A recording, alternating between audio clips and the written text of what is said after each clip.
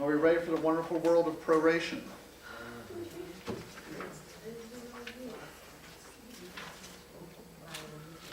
So what do we know? Who owns the property on the date of closing? When does the bank want their interest payment to begin? On the day they make the loan, which is typically the day of closing. Let's go. Example number 1 is a tax example, or it's taxes accrued. And what does accrued mean? It has not been paid. So taxes have not been paid. So in this situation, buyer owns the house for some of the year, seller owns the house for some of the year, and taxes have not been paid. Who's going to owe money?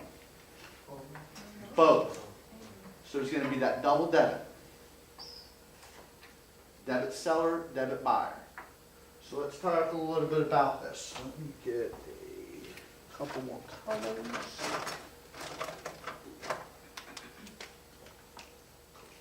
So, let's get the basics over here. We have the seller.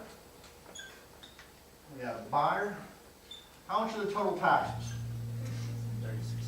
$3,600. Not so great. Isn't that wonderful how that worked out? Strange coincidence.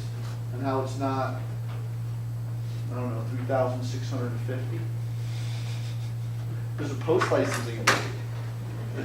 So, one of the first things I always like to do is know where the money's going. So we just talked about that.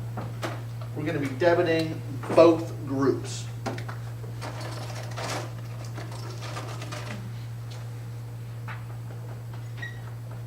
Debit and debit. So we start off there. So let's figure out how much each person owes. When does the year start? Yep, 1/1, and it goes all the way to 12/30. So, if we have the seller, they're responsible for taxes from when? 1/1 all the way to 5/5. What's the day of closing? 5/5. Who owns it on closing? Good job. Buyer. They bought the property on what date? 5/5, but they don't own it until all the way down here, 12/30. So, how many days in fictitious pre-licensing world is the 1st through the 5th of May? So 4 months at 30 days would be 120 plus 5. So you have 4 months at 30. 120 plus 5 days. They own it for 125 days. How many days does the buyer own it for? 235. You do the same calculation that way, where you can take 360 minus 125, and that gets us the wonderful number of 235. Everybody happy so far? That's excellent. Oh, there's my good marker. So, we know how many days each person's owned it for. If you own it, you're responsible for it, right? So, we need to figure out a daily tax rate. How do we figure out the daily tax rate? Divide it by 360.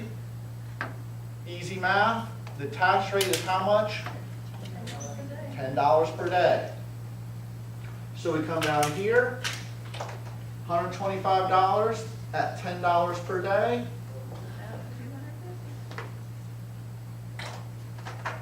$10 per day.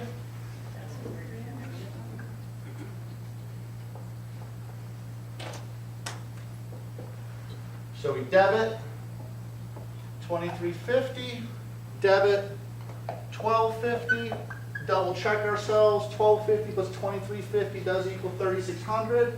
So the seller has paid taxes for the days that they own it, the buyer pays taxes for the days that they own it. Guilford County gets their $3,600. Who's happy? Guilford County. and us as the real estate agents, because we know that the math is good on the closing disclosure and that our clients are not being bamboozled or hoodwinked out of paying extra taxes or paying taxes on a property for when they don't own it. How do we feel about this? We feel great about this. Not that bad. Let's keep going.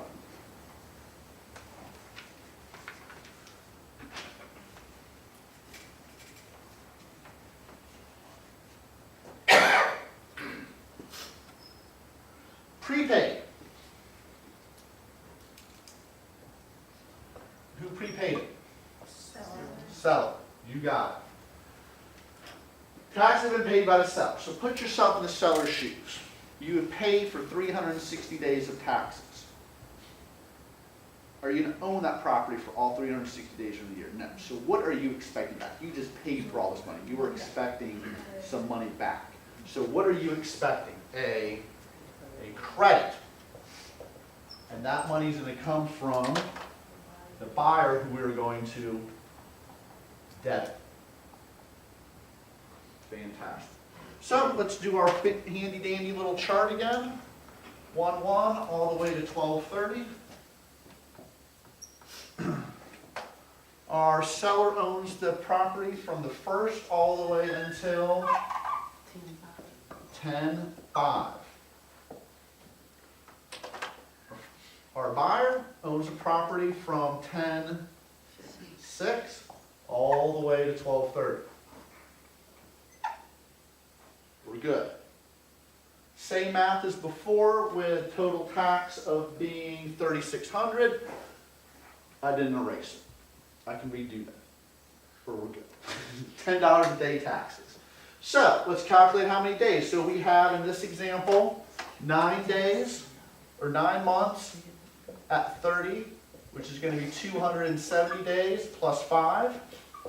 They own it for 275 days. Good? 9 months, 30 days each month, plus 5 days in the 10th month. We're good. We can do the same math as before, or we can do it the same way we did it earlier. 360 minus 275 gets us 85.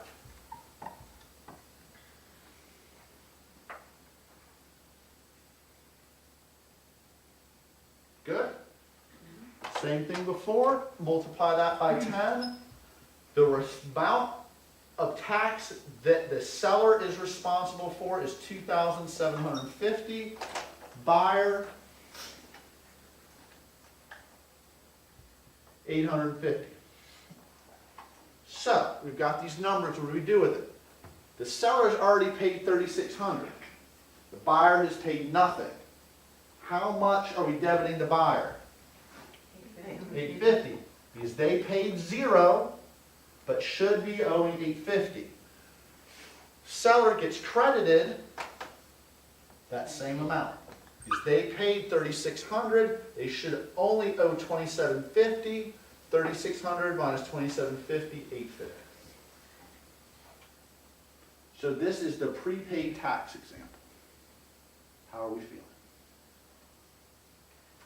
Great. Good. Fantastic.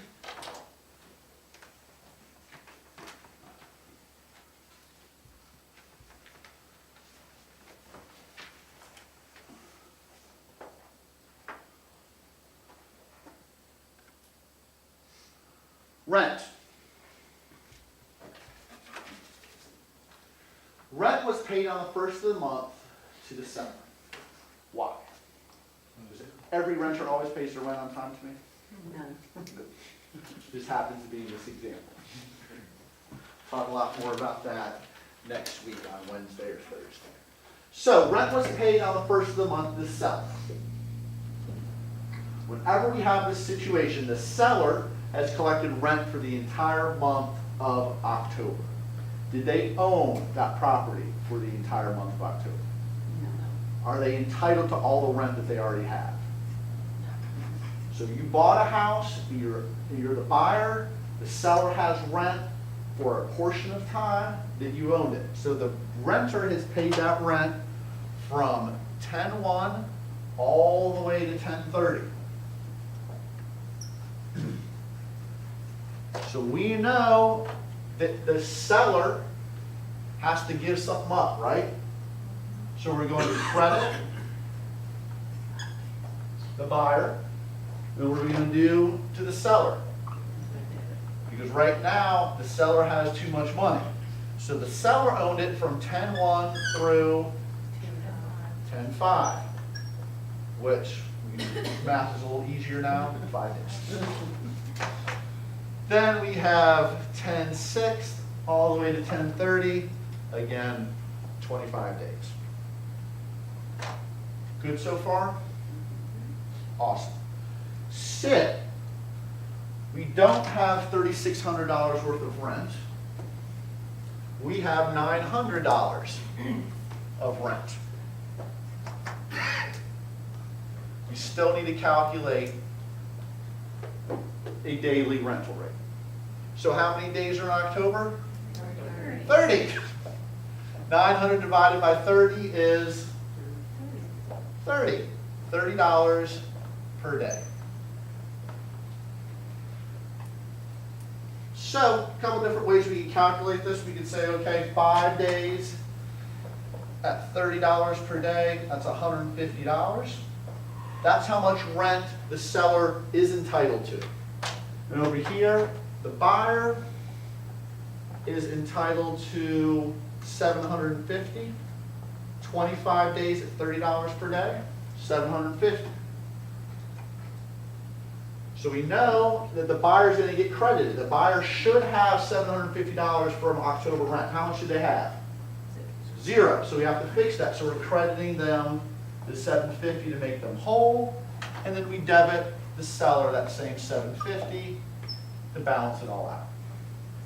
Because the seller in one of their accounts somewhere has that $900 of rent, they should only have $150. The buyer at before closing has $0 of the rent, and they should have $750. So we work that out this way. I'm getting nods, and I'm happy with nods. Good? Okay. Continuing on.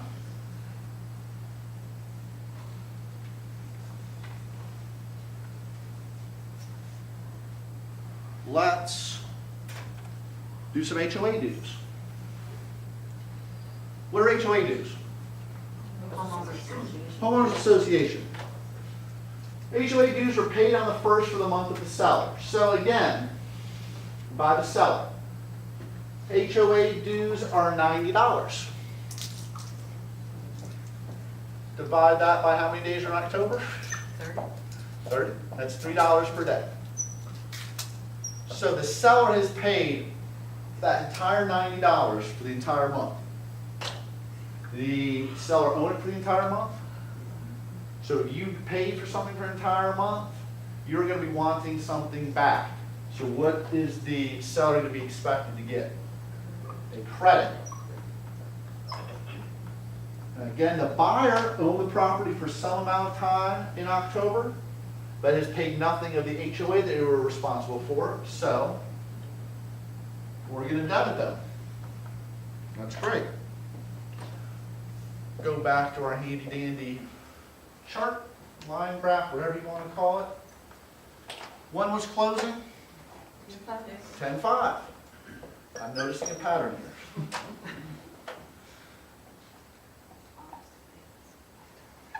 So we have, again, 25 days that the buyer is responsible for, 5 days that the seller is responsible for. We go ahead and do our $3 a day. The seller is responsible for $15 of the HOA dues.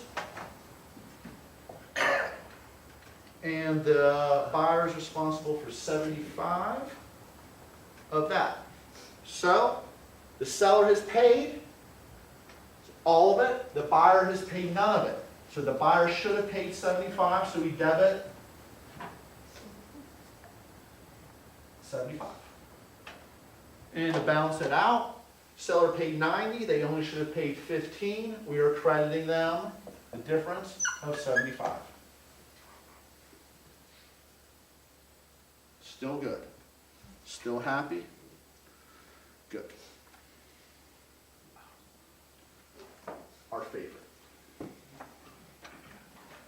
interim interest.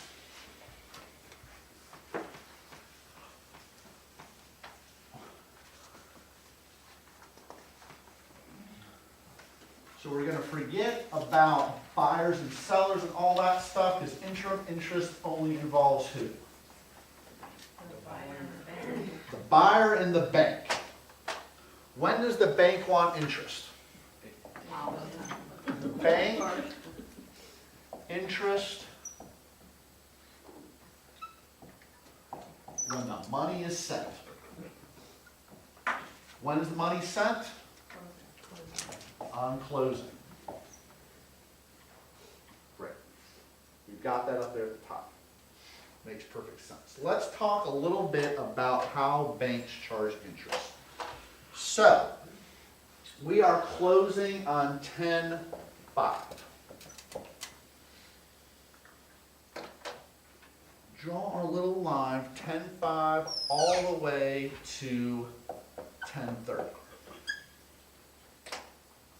Then we're going to start in November and go to November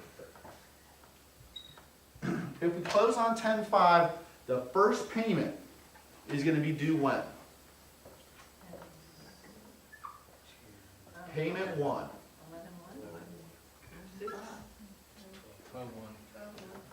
Payment number 1 is on 12/1. So, on 12/1, the payment that's being made is covering the interest from 1/1 or from November 1st to November 30th. Because interest is paid in arrears, that means it's paid behind. So your payment here covers the interest from the first of the previous month to the end of the previous month. Bank is happy with November. They know on 12/1 they're going to get a payment, and that's going to cover this. What doesn't the bank have? Right. Because there's no payment here. Zero. There is no payment. Payment number 1. Payment number 1 is on 12/1. We're good? All right. So, between how many days is the bank expecting interest? If you say 25, you're close. If you're saying 26, you're correct. Because when does the bank want interest? The day that the money arrives. If we're closing on the 5th, what day does the money arrive? You got it. So before, remember, the buyer was typically responsible 10/1 through 10/5. Or let me see, the seller would be responsible for that. Remember, we're not worried about the seller anymore. This is the bank. Bank wants that extra day. So there's 26 days of accrued interest. Because the buyer is using the bank's money for 26 days. The 5th through the 30th. Are we good on that number? Great. So, our loan is for $180,000 at 5%. So we do $180,000 at 5%. 180 times 0.05. We get, I think the number's up here somewhere, 9,000. Perfect. So our yearly interest is 9,000. How do we convert that into a daily interest? Divide that by 360. 9,000 divided by 360 gives us our daily interest rate of $25. Right? So we have 26 days at $25 per day. 26 times 25 is $650. And what do we do? Does the seller have anything to do with this? Don't worry about that. The bank wants money. Where's that money coming from? The buyer. So we are going to debit buyer. For $6.50? How do we feel about that? We got one thumbs up. I was getting 2 thumbs up before. We got all right.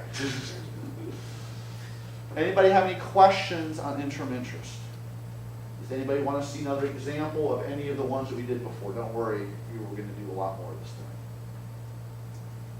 time. Do another one on interim interest? Sure. Let's go in our book to page something in the back. There is a good comprehensive review, answer key, prorations.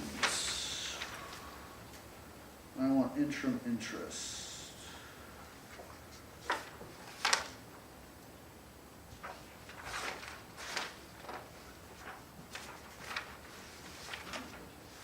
thought there was a whole section on proration math problems. Oh, well, maybe not. Let's just make it up.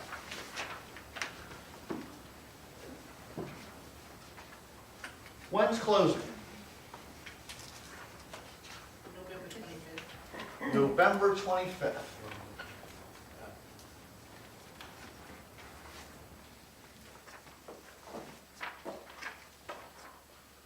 So we're closing on 11/25. All right. What is the purchase price? What's the loan amount? I'm not even worried about that. $350,000. Loan is $350,000. What's our interest rate? 3.5%. 3.5. Is interest paid in arrears using simple interest? Yes. Yes. All right, what other information do we need? Done. All right, so what time frame is the bank wanting interest from? Or wanting interim interest for? When's our first payment going to be due? January 1st. So 1/1 is payment 1, and that's going to cover 12/1 through 12/30. So that 1/1 payment will cover that. So we know we're closing on 11/25. When are we going to get access to the bank's money? On 11/25. So we know that the starting point's 11/25. And then so we know that the bank's going to get interest starting on 12/1, so we need to go from 11/25 to 11/30. Right? How many days is that? 6. All right, so we know that we owe the bank 6 days of interim interest. So let's calculate our daily interest. 350,000 times 3.5% gives us our yearly interest. And that number is, go for it, I'm sorry. 12 to 250. $1,222.50. No, 12,000. 12,000. 250. Yeah, 12,250. I was about to say that's not correct. But yes, that looks like a reasonable number. All right, we take 12,250. That's our yearly interest. Do we want yearly interest? No. Nope, so we need to divide that by 360 to get daily. $34.03. Multiply 6 times $34.03 gets us some 204 even. 16 cents or 17 cents. 2,417. 6 days times $34.03 of daily interest gets us to 204.17. What are we doing with that 204.17? Debit. Higher.